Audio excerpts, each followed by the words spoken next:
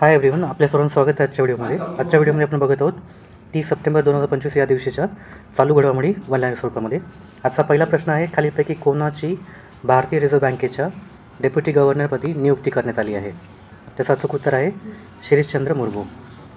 पुढचा प्रश्न आहे, कोलंबो येथे झालेल्या 7व्या SAFF अंडर-17 फुटबॉल स्पर्धेचे विजेतेपद कोणी जिंकले आहे? या प्रश्नाचं अचूक उत्तर आहे भारत. पुढील प्रश्न आहे, मुकी हा भारतात जन्मलेला पहिला प्रौढ चित्ता ठरला, तो कोणत्या राष्ट्रीय उद्यानात जन्मला? या प्रश्नाचं अचूक उत्तर आहे कुनो राष्ट्रीय उद्यान. पुढील प्रश्न आहे, भारतीय सैन्य 28 सप्टेंबर 2025 रोजी कोणता तोफखाना दिन साजरा केला भारतीय सैन्याने?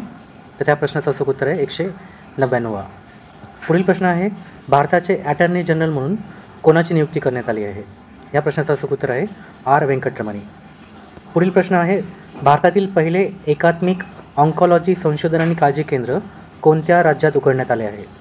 या प्रश्नाचं अचूक उत्तर आहे गोवा. पुढचा प्रश्न आहे,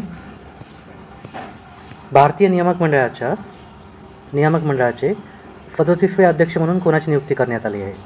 या प्रश्नाचं अचूक उत्तर आहे मिथुन मनास.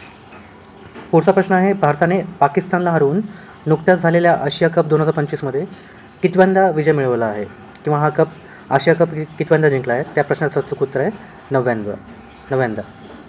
पुढचा प्रश्न आहे, भारतातील पहिले सागरी सिम्युलेशन सेंटर कोणत्या राज्यात सुरू करण्यात आले आहे? या प्रश्नाचं अचूक उत्तर आहे आंध्र प्रदेश. पुढील प्रश्न आहे, लिव्हिंग द विवेकानंद वे हे पुस्तक अनन्या अवस्थी आणि कोणी लिहिले आहे? या प्रश्नाचं अचूक उत्तर आहे निखिल यादव. पुढचा प्रश्न आहे, गोकुळ जलाशय आणि उदयपूर तलाव कोणत्या राज्यात आहेत आणि आंतरराष्ट्रीय महत्त्वाच्या पाणथळ जागांच्या आधी त्यांचा समावेश करण्यात आलेला आहे?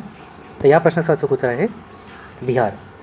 पुढचा प्रश्न आहे, 2025च्या जागतिक पॅरा ॲथलेटिक्स चॅम्पियनशिपमध्ये भारतासाठी पहिले सुवर्णपदक कोणी जिंकले?